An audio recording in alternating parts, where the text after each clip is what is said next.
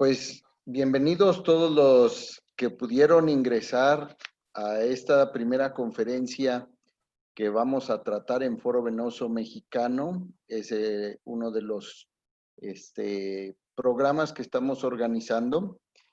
El curso se llama SIMFLEP, es curso de introducción al manejo del paciente angiológico. Esta ocasión, el tema que vamos a tratar se llama enfermedad venosa o arterial. ¿Cómo diferenciarla? El ponente es nuestro buen amigo, el doctor Valente Guerrero, que también es expresidente de la Sociedad Mexicana de Angiología y es el director del Foro Venoso Mexicano. En esta ocasión, él nos va a presentar este tema y si existen algunas preguntas, los vamos a tratar al final.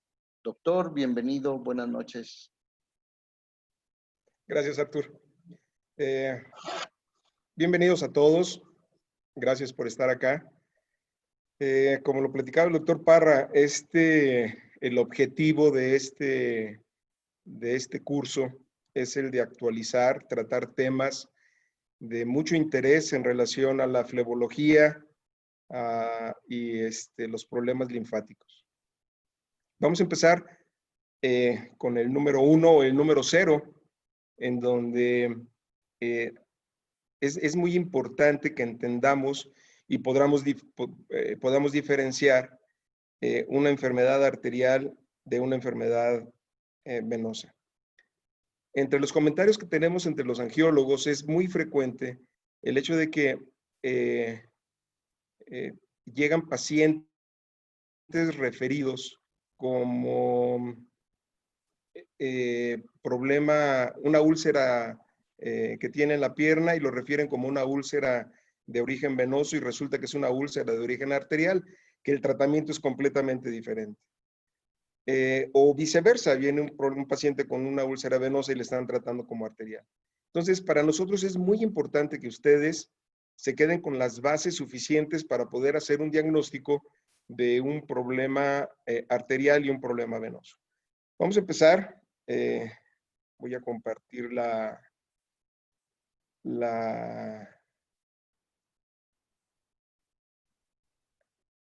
Daniel, ¿me puedes habilitar para poder compartir la pantalla?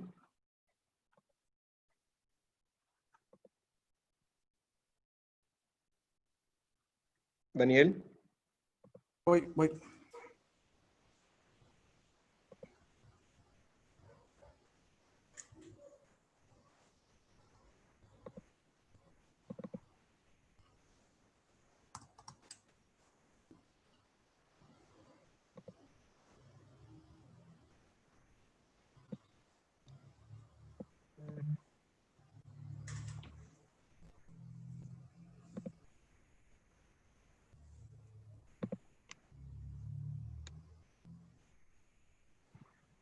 Muy bien.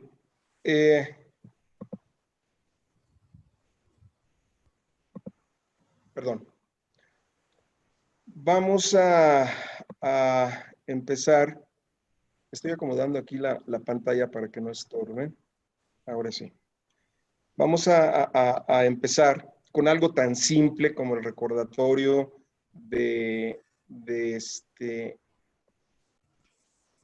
ahora sí. Como el recordatorio de anatomía. Si nosotros entendemos anatomía, ya tenemos un tercio del diagnóstico de nuestro paciente con problema vascular.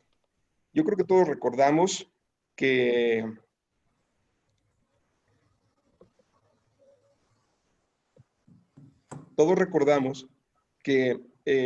del corazón es la bomba que nos impulsa la sangre para distribuir la sangre a todo el organismo.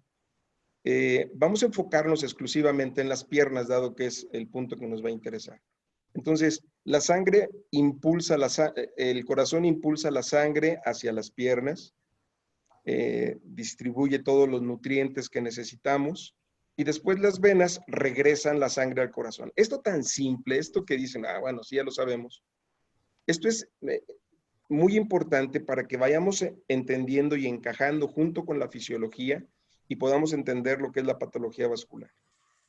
Resulta que las arterias tienen 120 y cuando les llega la colegiatura hasta 180, 190 milímetros de mercurio, ¿cierto? Esa es la presión que soportan las arterias. Mientras que las venas, en una presión muy alta y habitualmente a nivel de cava, a nivel de abdomen, la presión alcanza hasta 90 milímetros de mercurio. ¿Por qué es tan importante esto? Porque vean en corte histológico cómo el grosor de la arteria, el grosor del músculo de la arteria es muchísimo mayor al de la vena. El de la vena poco se alcanza a distinguir.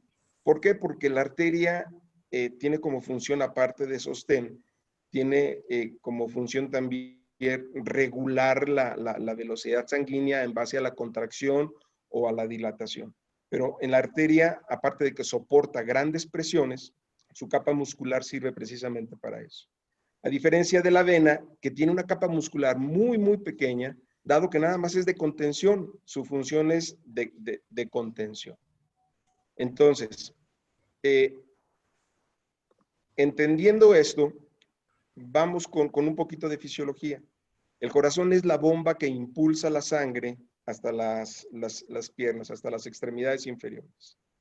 Gracias a la fuerza, a esos 120, 130 milímetros de mercurio que impulsa el corazón, hace que la sangre llegue sin problemas a las piernas. Y sobre todo si estamos de pie, va a favor de la fuerza de gravedad.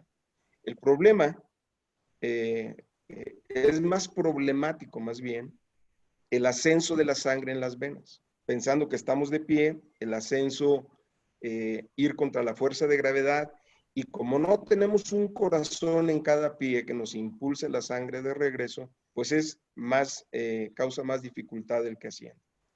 Entendamos que lo normal es que la misma cantidad de sangre que baja por las arterias debe de ser la misma cantidad que regrese, en forma general, para no entrar a cosas tan específicas. La misma sangre que baja, si baja el 100%, debe de subir el 100%, para entenderlo de esa forma.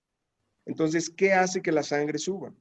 La sangre sube gracias a la bomba muscular, a los movimientos musculares que comprimen las venas para que la sangre ascienda, exprimen la sangre, las venas para que la sangre ascienda. ¿Ok?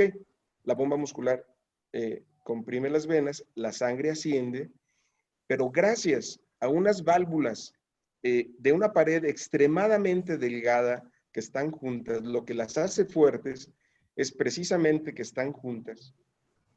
La sangre asciende, las válvulas se abren fácilmente, como lo estoy mostrando aquí en la imagen, la sangre sube sin problema, y cuando la sangre quiere regresar, gracias a la posición de las válvulas, es una válvula check ni más ni menos, se cierra. Entonces, este es un estado normal, pero ¿qué pasa cuando empieza la congestión? ¿Qué pasa cuando la sangre, en vez de subir, empieza a regresarse? La bomba muscular no funciona y entonces la sangre empieza a estancarse. En vez de subir el 100%, empieza a subir el 90%, el 80%, el 70%. La pared de las venas empiezan a separarse, el contacto de las válvulas empieza a perderse y es cuando se rompen las válvulas. Y entonces empieza, es lo que tenemos en las venas. En vez de tener unas venas segmentadas, tenemos un tubo totalmente tubular rígido, sin ninguna segmentación. ¿Qué es lo que va a pasar? Que la sangre, donde va a tener más presión, lógicamente, va a ser en la parte inferior. Cuando el paciente está de pie, la parte inferior es la que va a tener más presión. Y esa hipertensión es la que nos va a condicionar la gran mayoría de los problemas en relación a la patología venosa. Continuemos. Vamos a tratar de explicar. Piensen ustedes que hablar de insuficiencia arterial tardaríamos mucho tiempo.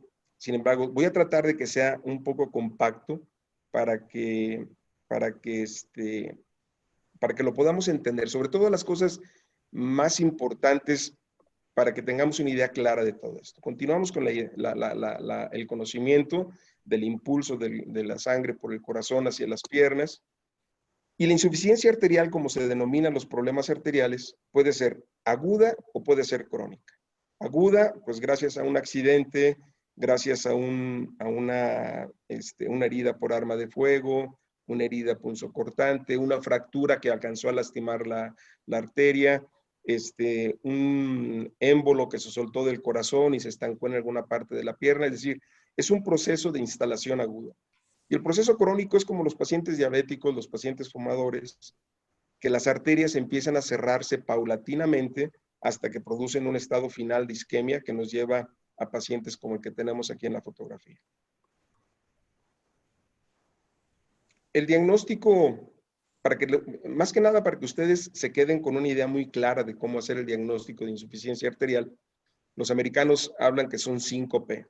5P porque el nombre en inglés es así inician todos los nombres con esta P. Por ejemplo, dolor, palidez, el paciente en cuanto se ocluye una arteria, empieza con un dolor y es un dolor muy importante. Piensen ustedes, recuerden cómo es el dolor, no recuerden, sino ustedes saben muy bien cómo es el dolor en un infarto. El dolor es intensísimo. ¿Qué es lo que pasa? De que donde se ocluye la arteria coronaria en la parte distal, empieza con la isquemia, empieza con la necrosis, y ese dolor es intensísimo que no se quita absolutamente con nada, a menos de que se corrija el proceso isquémico. Bueno, en las extremidades no es un dolor tan intenso porque hay redes colaterales que suplen un poco, pero el dolor es tan intenso que los analgésicos potentes solamente les quita el dolor 10, 15, 20 minutos y después continúan con el dolor. Es sumamente intenso. Lógicamente la pierna, de ser rosa, caliente, se convierte en una pierna prácticamente blanca. Ustedes tocan la pierna derecha, que está bien, con buena temperatura, con buena coloración, y tocan la pierna izquierda, está fría, está pálida, la diferencia es muy clara. Otro punto importante es los pulsos. Ustedes pueden tocar la pierna que está bien, tocan los pulsos normales, y la pierna que está ocluida no se le palpan los pulsos. El paciente, aparte del dolor, aparte de la palidez, dice que no siente la pierna, empiezan con parestesia, y si la isquemia llega a un estado en el que lastima el nervio, entonces es imposible que muevan la pierna, llegan a la parálisis de la extremidad. Todo el mundo pensaría de que para hacer un diagnóstico se necesitan aparatos muy caros, y la verdad es que necesitamos solamente 2 dedos. El problema es que necesitamos dedos entrenados. Es importantísimo que ustedes, no porque se pueden palpar el pulso radial, ya pueden palpar todos los pulsos. Yo les sugiero que lo practiquen con frecuencia. Recuerden que tienen que hacer la palpación de pulsos en forma bilateral, para que tengan una comparación. No pueden tocar un solo pulso y decir, está débil, está bajo. No. Tienen que tocar los 2 pulsos para entonces poder decir, este está más disminuido que este.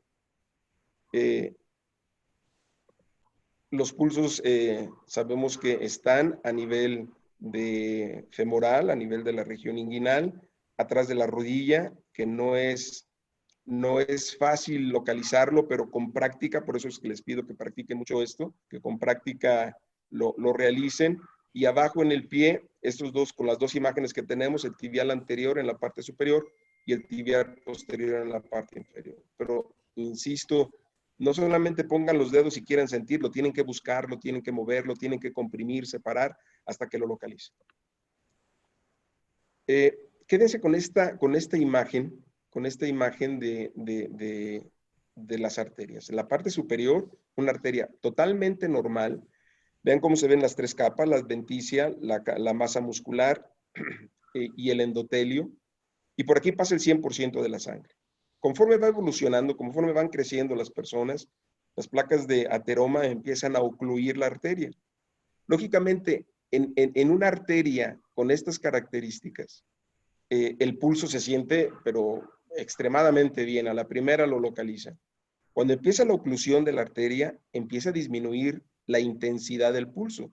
No se diga en los últimos dos estadios en donde el pulso prácticamente ya no se siente por la poca sangre que pasa y aparte la poca distensibilidad de la arteria, ya no se distiende tan fácil por la placa de grasa que tiene en el interior, no alcanza a ni siquiera distenderse muchas veces.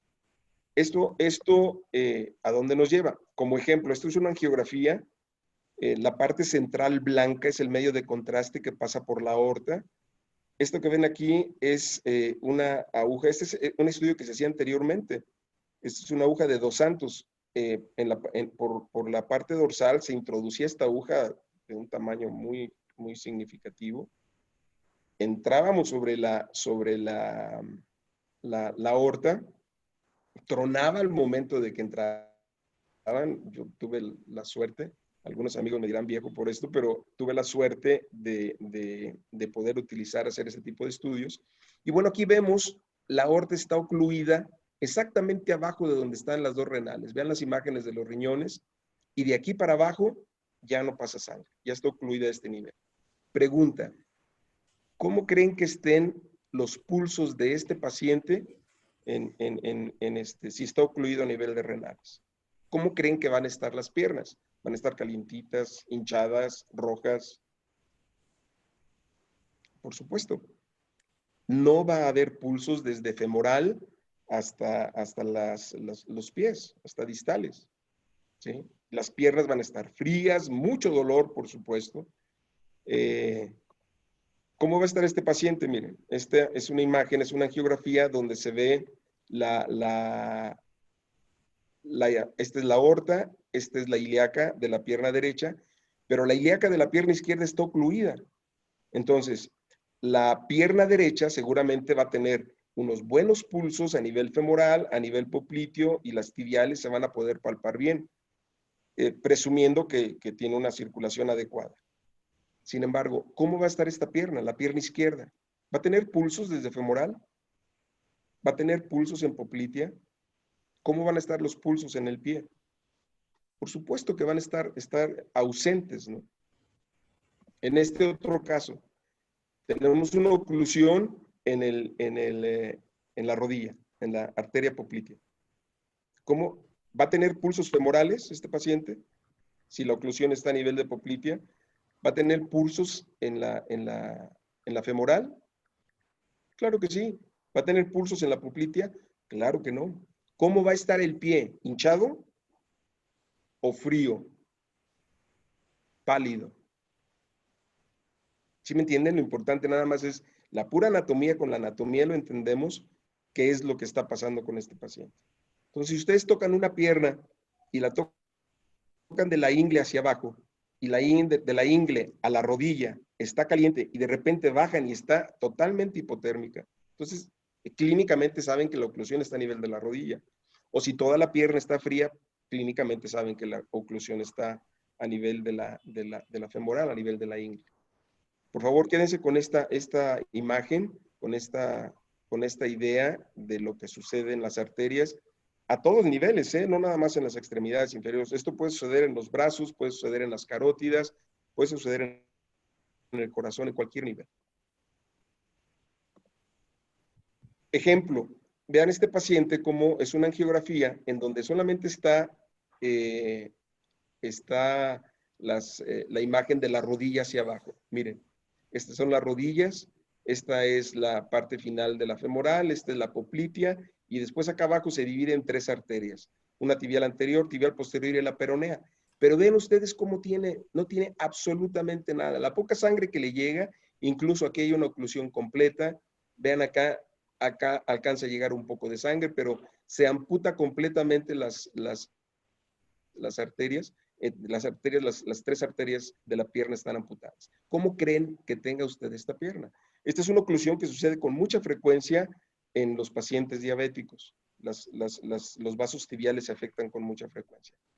Este paciente que ustedes están viendo en la angiografía, se cortó la uña, se la cortó mal, se hizo una pequeña lesión, se infectó y entonces se le puso negro un dedito. Y resulta que va con el médico, le quita un dedito porque dice, pues nada más es un solo dedito el que está afectado. Pero ¿qué pasa? La herida que le deja por quitarle ese dedo, no cicatriza porque no hay sangre.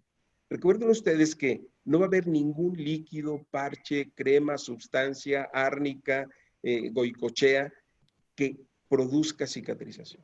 La cicatrización se da exclusivamente por el aporte de sangre que llega del interior de la pierna y que produce la reconstrucción. Lo demás tendrá algún valor para que auxilie, que acelere un poco la cicatrización, pero de ahí en más, si no hay sangre, no hay cicatrización. Y por supuesto que estos pacientes terminan en este estado. Vayamos con la enfermedad venosa. Hablando un poquito de fisiología, recordando lo que comentamos anteriormente. Miren, viene la sangre por las arterias, baja, llega a la arteriola, llega al capilar y de ahí pasa a la vénula y asciende la sangre y regresa al corazón. Este es un estado normal en donde está muy bien diferenciado la parte arterial de la parte venosa. Las presiones, la presión del lado arterial es mayor que la presión del lado venoso, por eso es que pasa sin problema hacia el lado venoso. El drenaje linfático está normal porque no hay ningún tipo de hipertensión que impida el drenaje de linfa sobre las venas. Pero ¿qué sucede cuando este flujo venoso normal se convierte en un flujo retrógrado? Es decir, la sangre en vez de subir, se lastiman las válvulas o hay una obstrucción o el paciente no hace ejercicio, no hay un buen bombeo muscular y la sangre empieza a estancarse en las venas, especialmente en las piernas. Bueno, pues sucede esto. Nosotros le llamamos reflujo, sigan los números. Nosotros le llamamos reflujo. Empieza el reflujo, la vena se dilata, pierden contacto las válvulas, empieza la hipertensión y el espacio venoso empieza a invadir el espacio arterial. Por eso la etapa final de esto es la úlcera. Es una isquemia de la piel condicionada porque el espacio, la presión venosa llega a ser incluso mayor que la presión arterial. Entonces, todo esto, aparte de la presión física de la sangre sobre el espacio arterial, empiezan cambios químicos, empiezan cambios físicos locales que nos lleva a la sobrecarga linfática, a producir el edema, alteración de los leucocitos, etcétera, etcétera, etcétera. Quédense con esta imagen, es muy importante y es muy clara de cómo evoluciona esto.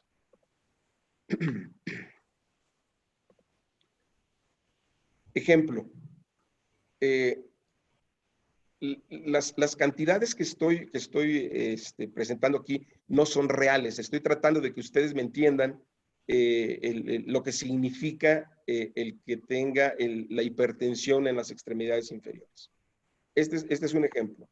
Si decimos que tiene que bajar, si baja el 100% de la sangre y solamente sube el 90% de la sangre, ¿qué es lo que va a pasar? Bueno, pues va a haber lo que quede acá abajo en las piernas, nos va a producir edema. Y el paciente va a estar con un poco de molestia, sobre todo en las tardes, se la pasa sentado, se la pasa caminando, mucho tiempo de pie, etcétera, etcétera. Pero aquí lo más importante es entender que si no sube el 100%, vamos a tener una repercusión distal. Ok. Si nada más sube el 90%, vamos a tener algunas molestias y a lo mejor la aparición de algunas venitas superficiales, etcétera, etcétera. Pero si baja el 100% y nada más regresa, sube el 80%, imagínense la presión que se está creando dentro de las venas profundas y esta presión dentro de las venas profundas se va a repartir al sistema superficial. Y entonces estas venas, las venas superficiales que no tienen presión, que no están acostumbradas a recibir presión, el sistema profundo lo transmite a la superficie y entonces empieza la deformidad de las venas y es donde se forman las varices. Después, si baja el 100% de la sangre por las arterias y sube el 70%, por supuesto que ya vamos a empezar a tener cambios en la piel, la isquemia en la piel por la hipertensión que se produce. Pero si solamente sube el 60%, entonces ya vamos a tener una úlcera, un paciente crónico, un paciente con muchas lesiones en la piel, todo condicionado por la hipertensión venosa. Entonces, esta imagen de este corte histológico Vean ustedes cómo la arteria sigue conservando su grosor, mientras que la vena ni siquiera se alcanza a ver. Sí se alcanza a ver en algunas partes la masa muscular. Pero esto es un corte histológico, aquí no tiene sangre. Imagínense si este paciente se pone de pie, el tamaño que toma la vena. ¿Sí? Entonces, va a ser una vena demasiado grande, con mucha presión, que va a condicionarlos y nos va a condicionar esta evolución, ¿no? Un paciente que empieza con edema, obviamente los pacientes empiezan a acostumbrarse a este edema. Empiezan a decir, sí, es que yo me compro los zapatos en la tarde porque si me los compro en la mañana, en la tarde me quedan apretados. O vean ustedes cómo les sobresale la parte del dorso del pie al zapato y los pacientes empiezan a acostumbrarse a esto. Después empiezan la aparición de venas de diferente tamaño, empiezan los cambios de coloración en la pierna, a veces son mucho más intensos. Esta paciente, por ejemplo, habla de una cronicidad importante. Después las varices empiezan a desarrollarse y a crecer más. Como es un proceso crónico, repito, se acostumbran. Y entonces dicen, estos pacientes llegan y les dicen, ¿tiene molestias en las piernas? No. A ver, señora, en las tardes, ¿siente las piernas pesadas y cansadas? Dice, ah, sí. ¿Y tiene calambres en la noche? Sí, también me dan calambres en la noche. ¿Y comezón, hormigueo? Sí, fíjese que sí. Entonces, al final, este paciente que te dice inicialmente que no, porque está acostumbrado a tener estas molestias, al final del interrogatorio te dice que sí tiene problemas. La evolución de la hipertensión venosa nos lleva a estos grados y terminamos por la isquemia de la piel, con úlceras pequeñas, úlceras medianas y úlceras de gran tamaño.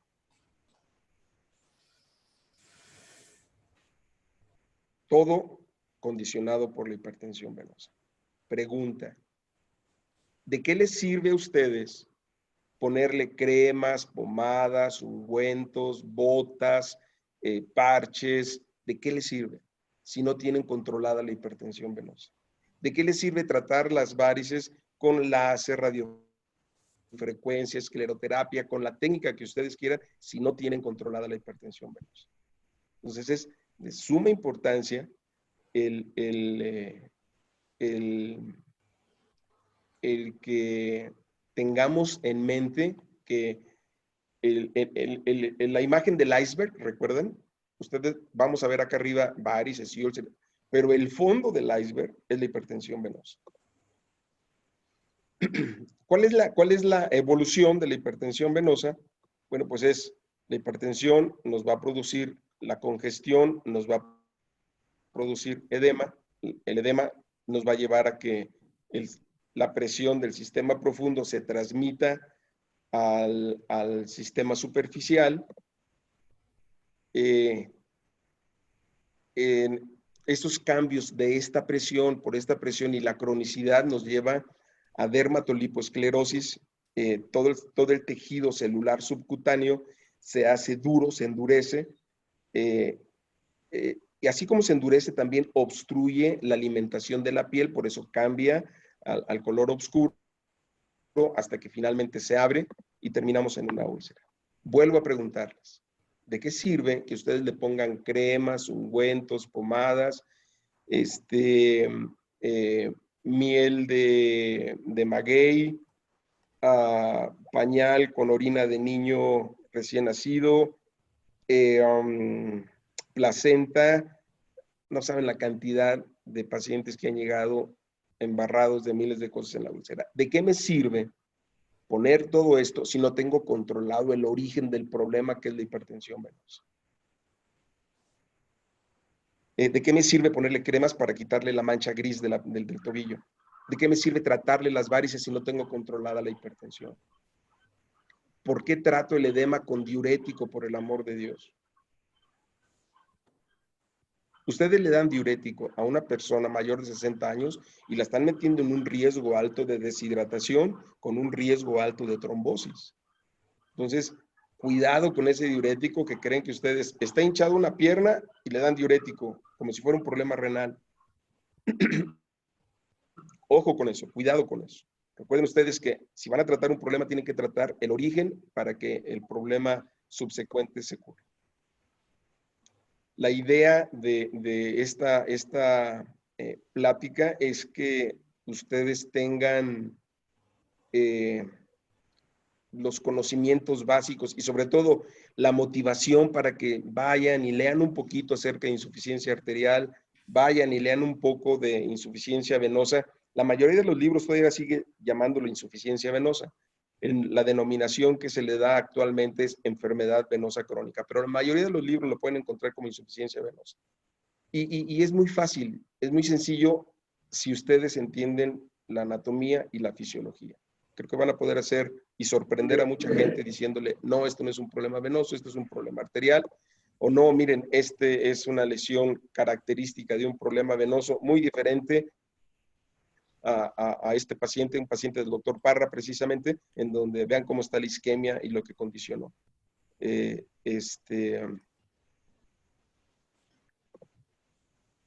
Ahora con esto del encierro que tenemos, del encierro forzoso, de la cuarentena, un sobrinito me preguntó acerca de en qué trabajaba, qué me dedicaba. Entonces le traté de explicar y yo me emocioné dándole una conferencia de lo que era la circulación. Cuando llega a su casa dice, mira, ya te entendí lo que es la circulación, y me presenta su imagen. Creo que me entendió, pues vean ustedes cómo está la circulación en la pierna, pinto el corazón. Bueno, espero que ustedes no me hayan entendido de esta forma lo que es la circulación. Déjenme aprovechar para mencionarles que en el Facebook, la página del foro, están todos los temas que vamos a estar viendo a partir del siguiente jueves. Todos van a estar dados por profesores de reconocimiento internacional, profesores nacionales con reconocimiento internacional, profesores del Foro Venoso Mexicano, que seguramente muchos de ustedes ya conocen. Y bueno, desgraciadamente tuvimos que cambiar por estas circunstancias nuestro foro venoso que estaba programado para mayo. Lo recorrimos hasta noviembre, del 11 al 14 de noviembre en la ciudad de Puebla. Y pues muchas gracias por su atención. Tenemos media hora para poder hacer un poco de preguntas y respuestas. Y bueno, doctor Parra, a sus órdenes. Doctor Valente, muchas gracias por la presentación. Creo que lo hiciste un ejemplo muy simple. Debe ser práctico y simple como lo mencionas, pero no por eso son menos importantes las venas o menos importantes las arterias. Las dos son muy, muy importantes para estar examinando y valorar a nuestro paciente. Dentro de las preguntas que han estado enviando, dice Araceli Amaxal de Puebla, que manda saludos, y viene aquí una pregunta más. Dice, en los casos, es que se va brincando la información conforme van llegando las preguntas, pero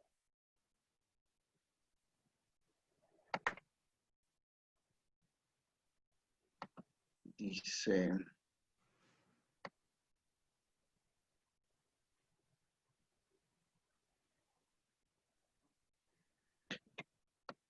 aquí alcancé a leer una que dice, ¿cómo maneja la compresión en una úlcera mixta? Es una pregunta excelente. En primer lugar, tenemos que valorar cuál es el estado. A ver, ¿qué es más peligroso? ¿Que lastimemos las arterias o las venas? A ver, por llamarle lastimar. Es decir, si un paciente tiene un problema arterial y le ponen una compresión externa, van a agudizar más el problema arterial, van a meter al problema en un riesgo hasta que pierde el pie. Entonces, ¿cómo valoramos si es posible ponerle compresión a un paciente? El índice brazo-tobillo nos va a dar la clave. Muchas veces en la clínica vemos un paciente con a pesar de que no tiene pulsos, vemos con una circulación muy adecuada, valoramos que clínicamente puede tolerarlo, pero lo que nos va a dar la guía para poder utilizar una compresión externa, compresión graduada, va a ser un índice brazo-tobillo para valorar el estado del problema arterial. Aquí está la pregunta. ¿Qué dificultad tan grave hay si al amputar un dedo no mejora la cicatrización o no se realiza una buena curación? ¿qué debemos hacer? Ahí yo creo que se refiere a que no hubo una adecuada valoración y que la cuestión arterial no fue identificada. Entonces, al quitar el dedo enfermo, pues por eso no le cicatriza la herida. Pero, ¿qué opinión le das? Es Silvia Ramírez. Miren, es que es bien frecuente, de verdad, los angiólogos nos quejamos mucho de esto, porque el paciente ya llega amputado de un dedito, de 2 deditos y demás. Ustedes no pueden arriesgarse a amputar un dedito si no tienen la valoración de la circulación de toda la pierna. Si la circulación en la pierna está mal, la cicatrización va a ser mala. Y entonces va a haber una consecuencia en los dedos adjuntos que van a terminar por amputar el pie, medio pie, y después se van al tobillo, y después es de lo que se quejan todos los diabéticos. ¿Cómo podemos evitar eso? Haciendo una valoración circulatoria, o que soliciten una valoración para saber cómo está. Este es un punto muy interesante. Nos llegan con mucha frecuencia pacientes con problema arterial diagnosticados con ultrasonido. A ver, el ultrasonido es básico, vital y fidedigno en los problemas venosos. En los problemas arteriales es muy bueno en manos de expertos. Nos pueden hacer un mapeo de toda tienen que seguir toda la arteria para poder hacer un mapeo adecuado con las arterias. En general, mi sugerencia es, ¿quieren saber cuál es el estado venoso? Un ultrasonido se los va a decir sin problema. Pero ¿quieren saber qué problema arterial tiene? Soliciten una angiografía.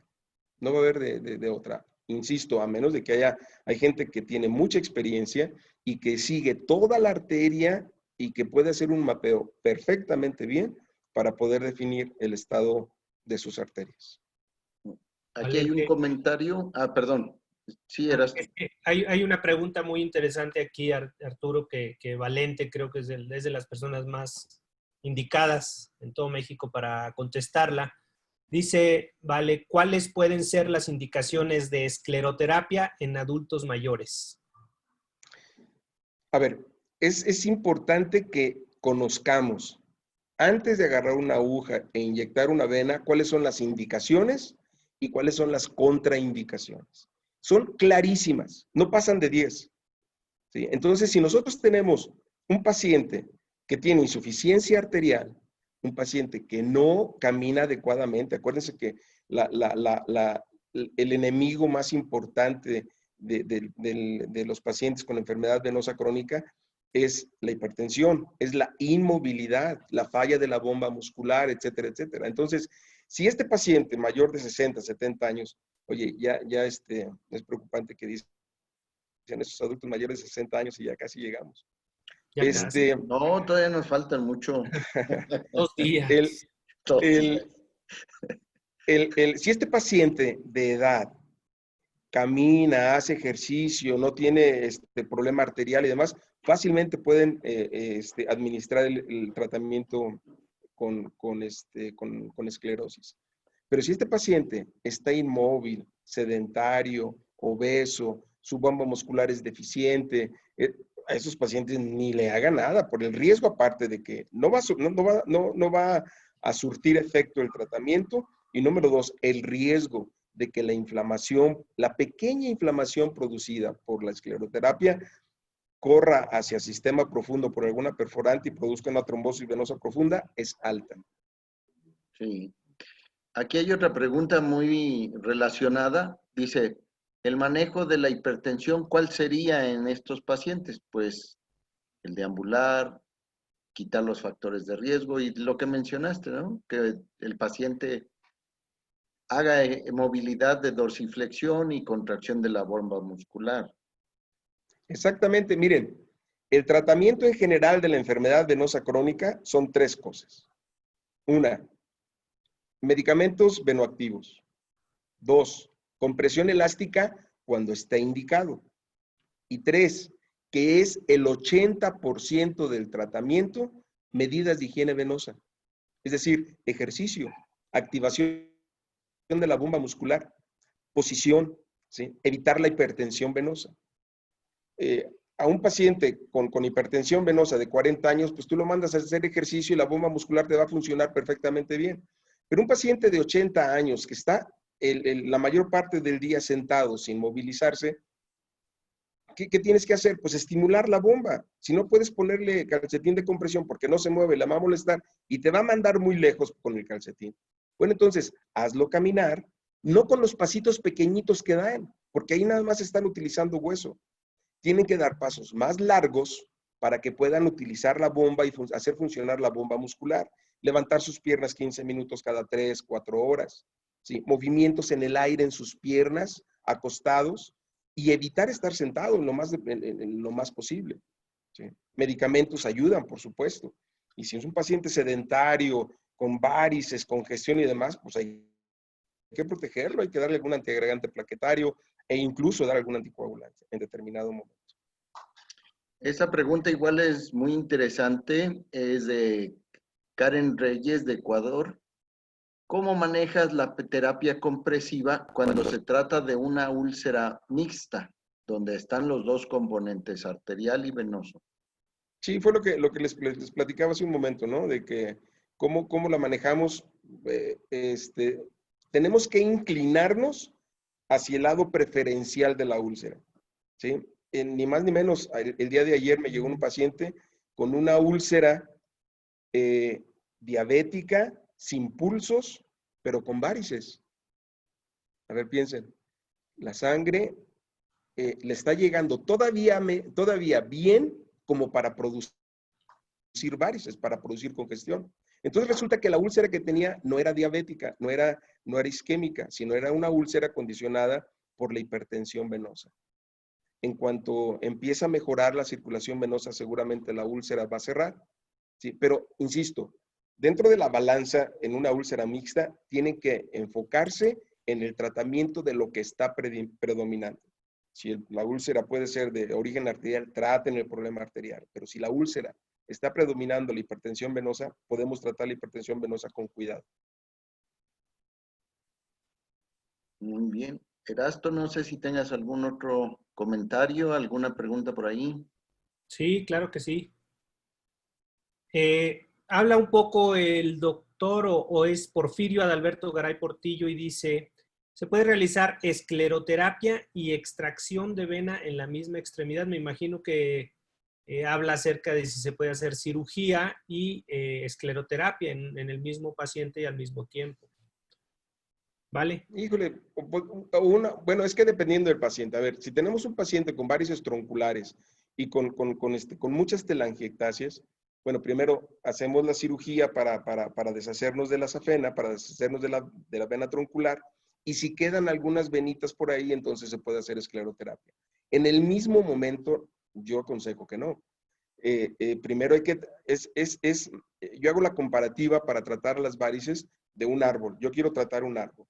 Si yo trato el árbol quitándole ramitas, por supuesto que van a volver a salir. Tengo que enfocarme en la base, en la raíz. Tengo que secar la raíz para que se seque el árbol. Si empiezo a inyectar las ramitas y las hojas, por supuesto que nunca voy a terminar. Tengo que buscar el origen, tengo que buscar la raíz para entonces poder secar la raíz para que se seque el árbol. Entonces, si yo me deshago de la safena que me está provocando muchas varices en la periferia, en el momento que quito la periferia, quito la nutrición de estas venas y van a desaparecer muchas. Si quedan algunas pequeñas de orden estético, bueno, pues ya se esclerosarán y demás. Sí, mira, hay otro comentario aquí, dice, en un paciente con insuficiencia renal y con tratamiento de hemodiálisis, ¿se puede dar insuficiencia en el sitio donde se insertó el catéter para hemodiálisis? La pregunta es de la doctora Verónica Pérez. Discúlpame, no lo entendí. Si tienes un paciente con insuficiencia renal y está en tratamiento con hemodiálisis, ¿puede haber insuficiencia seguramente de la vena en el sitio donde se insertó el catéter de la hemodiálisis? Sí, ahí no hay que hacerle nada, ¿no? Ahí muchas veces son flujos de auxilio de la zona. Entonces, no, definitivamente no hay que hacerle nada en esa área, en esa zona. Hay una pregunta interesante ahí que creo que viene muy a colación acerca de esta plática y las personas que nos están acompañando. Dice, ¿cómo se toma correctamente el índice brazo-tobillo? ¿Les interesa? El punto de partida para poder colocar o evitar es punto 7, punto 6, hasta punto 6 ya no está indicado muchas veces. Insisto, son cifras que nos dicen qué es lo que nos guían cómo está. Hay muchos pacientes que tienen punto 7, punto 6, punto 5 y el paciente ni siquiera claudicación tiene. Entonces, pero sí el margen que tenemos es ese. En condiciones fisiológicas normales, ¿en qué porcentaje contribuye la bomba venosa muscular al retorno venoso de las extremidades inferiores? Vámonos. Pues prácticamente es el 70-80%, ¿eh? Así es. Es la más importante. La segunda bomba del cuerpo es la masa muscular, la bomba muscular de las piernas. Igual, en cuanto al tratamiento médico de la insuficiencia venosa crónica, ¿cuál sería el más conveniente en términos de fármacos? ¿Recomiendas algún fármaco en especial? ¿Todos funcionan igual? ¿O cómo decides escoger un fármaco en relación a otro? Miren, esa es una pregunta bien interesante. Qué bueno que no estamos patrocinados por ningún laboratorio porque puedo decirlo abiertamente. Dentro del tratamiento de lo que les mencionaba, de la compresión, los ejercicios o las medidas de higiene venosa y el medicamento, la base del tratamiento de la hipertensión venosa son las medidas de higiene venosa. Enseguida es la compresión elástica y terminamos con los medicamentos venoactivos.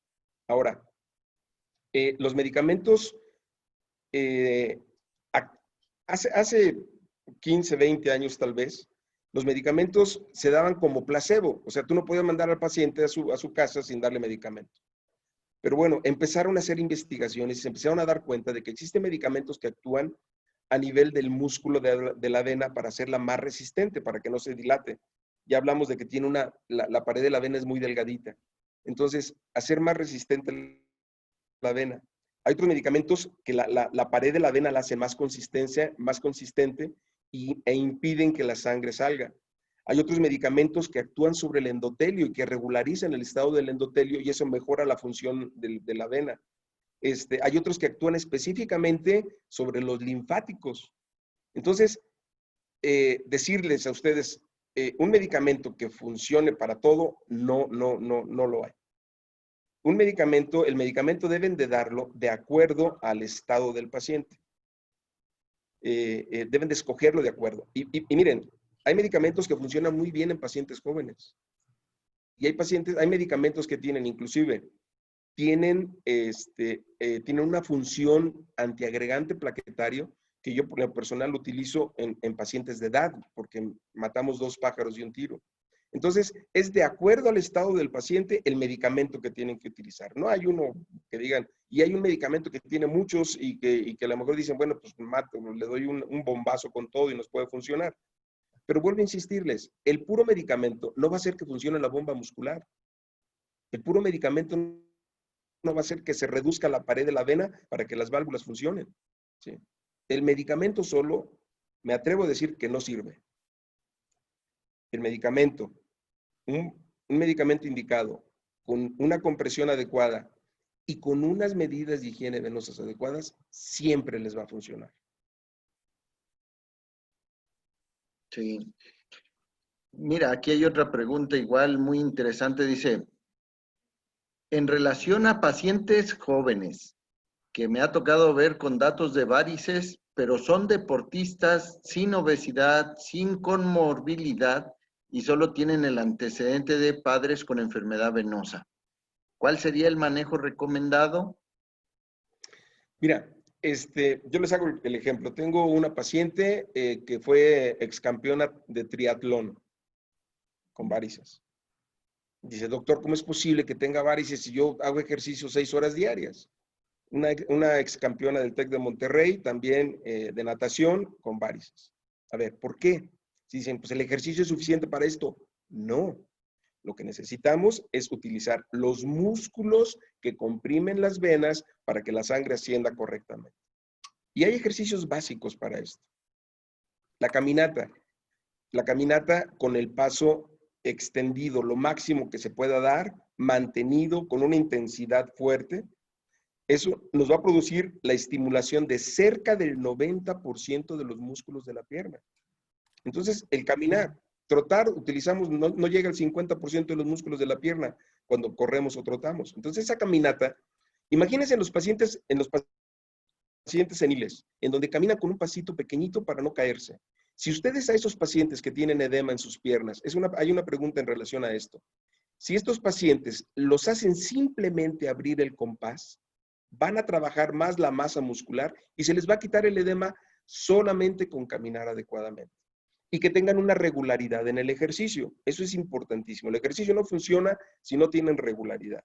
Entonces, si ellos los hacen caminar 10 minutos mañana, 10 minutos tarde, 10 minutos noche, les puedo jurar que van a mejorar la fuerza muscular, van a caminar mejor y el bombeo muscular va a ser más adecuado, por lo tanto, va a bombear mejor la sangre y se va a quitar el edema.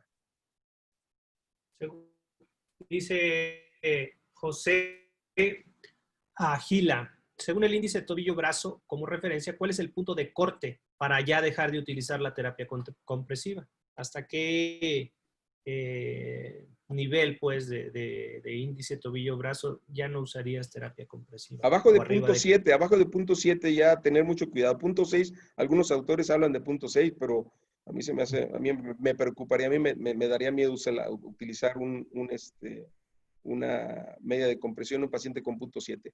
Pero vuelvo a insistirles, no podemos generalizar esto.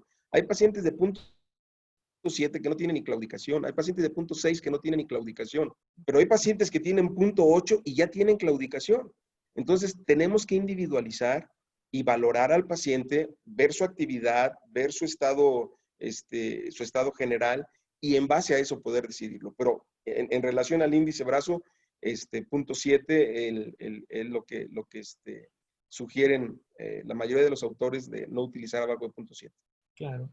Perdón, Arturo, aquí hay algo interesante porque acerca de todas estas charlas que se están organizando por parte de Foro Venoso, ahí el doctor Juan Elías Rodríguez Cardoso nos pregunta ¿qué piensan sobre el tratamiento de Rivaroxaban más ácido acetilsalicílico, el estudio COMPAS? Pero tendremos pláticas acerca de todos estos temas más adelante, ¿no? Así es. Sí. Pero aparte de que vamos a tener, miren, si ustedes se fijan en la plática, no traté temas, tratamiento, diagnóstico, porque lo vamos a ver en los temas que van a seguir. Aquí la idea era que quedara claro cuál es un problema arterial y cuál es un problema venoso. Sí. No quisiera poner to be continued porque a mí me cae muy gordo eso, pero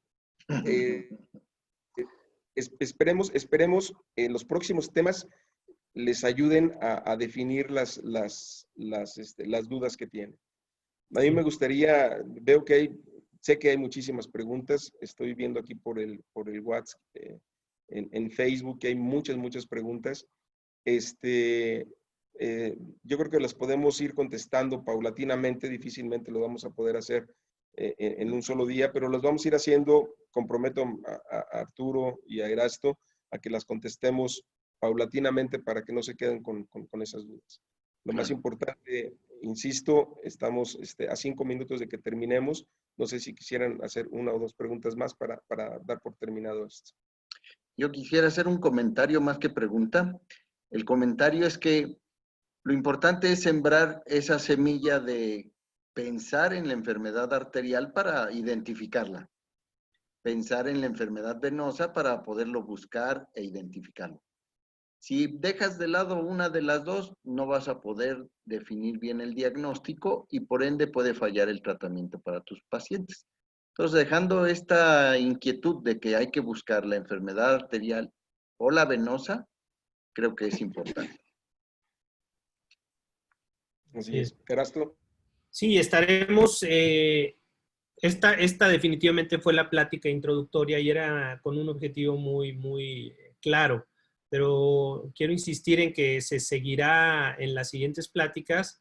Se hablará acerca de ablación del reflujo venoso, porque hay preguntas acerca del reflujo safeno femoral, del reflujo safeno popliteo, el tipo de esclerosantes. Entonces, todos esos, conforme vayan avanzando las pláticas, se irán tratando e irá viendo aquí en este foro otros profesores también del foro venoso.